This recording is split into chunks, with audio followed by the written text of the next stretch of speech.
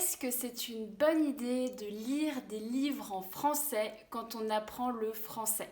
C'est vrai que quand on apprend le français, on a très souvent envie de lire des livres en français. D'autant plus si on aime la littérature de manière générale, si on aime lire, comme moi par exemple, donc je vous comprends tout à fait. Donc du coup, est-ce que c'est une bonne idée ou pas? Alors, je me présente rapidement, je m'appelle Dechen, je suis française et je suis prof de français, mais surtout, j'adore lire. Et donc j'ai eu envie de combiner l'enseignement du français et ma passion pour la lecture. Et donc tout mon contenu tourne autour de l'apprentissage du français et de la lecture.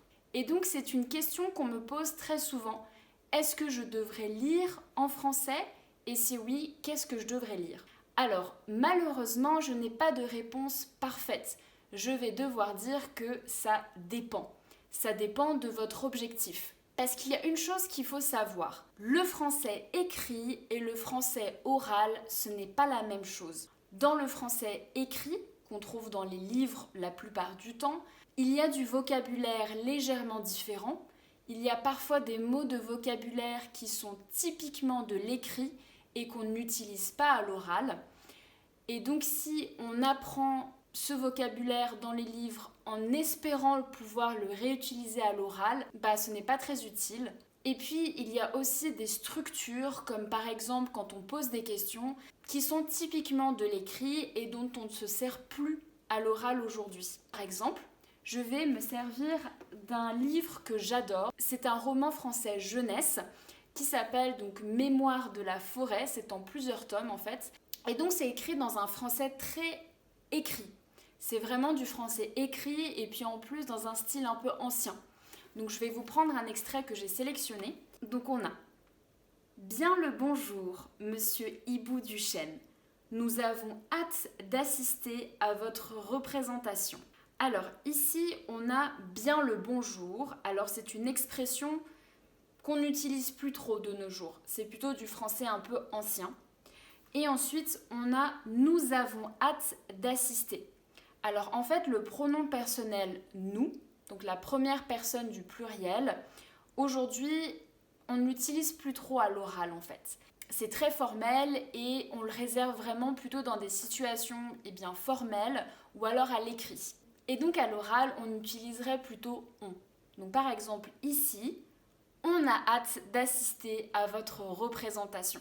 Mais comme je vous disais, tout dépend de votre objectif. Si votre objectif est par exemple de lire des livres en français parce que vous aimez la littérature, que vous avez envie de découvrir la littérature française dans sa version originale, vous avez peut-être envie de découvrir la culture française via des livres français, je vous comprends tout à fait et vous avez bien raison de vouloir lire des livres en français.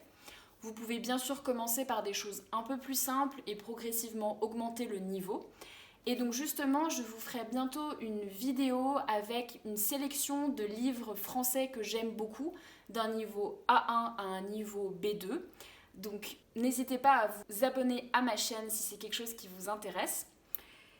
Et sinon, si vous êtes intéressé plutôt par la compréhension orale et l'expression orale, il y a quand même un moyen. Moi, ce que je vous conseille, c'est de lire des romans graphiques et des BD. Alors, BD donc pour bande dessinée. Il existe une très belle sélection de BD et de romans graphiques francophones et en général, c'est souvent écrit dans un français plutôt parlé. On a des expressions qui viennent vraiment typiquement de l'oral, même par exemple dans la manière de poser les questions, dans le vocabulaire. Évidemment, ça dépend des BD, ça dépend des romans graphiques, mais je trouve que ça se rapproche généralement pas mal du français oral. Et en plus, les BD et romans graphiques sont généralement abordables à partir d'un niveau A2, alors que les romans en général, c'est plutôt à partir d'un niveau B1, même si évidemment, c'est pas une vérité absolue. Et je vous ferai aussi une vidéo avec ma sélection de BD et romans graphiques francophones.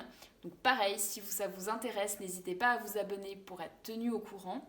Et puis évidemment, vous pouvez combiner les deux. Vous pouvez décider de lire des romans français dans un style plutôt écrit, combiner ça avec des BD et des romans graphiques pour un style plus parlé. Et puis vous pouvez aussi tenter de lire la presse sur les réseaux sociaux. Donc de nos jours, il y a beaucoup de comptes Instagram ou autres qui tiennent au courant de l'actualité dans différents domaines. Et puis il y a des chaînes qui justement communiquent dans un style beaucoup plus parlé. Donc si ça vous intéresse, peut-être essayez de chercher des comptes Instagram ou sur les autres réseaux sociaux qui parlent de sujets qui vous intéressent, comme par exemple l'actualité politique, l'écologie, le militantisme, etc.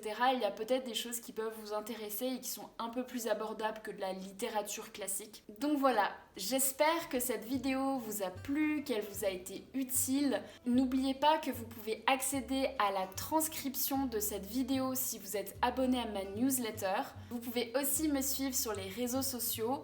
Je publie souvent du contenu toujours en rapport avec la lecture et l'apprentissage du français. C'est toujours en version bilingue, il y a des sous-titres en français et en anglais pour éviter tout stress. Et puis je crois que c'est tout. Voilà.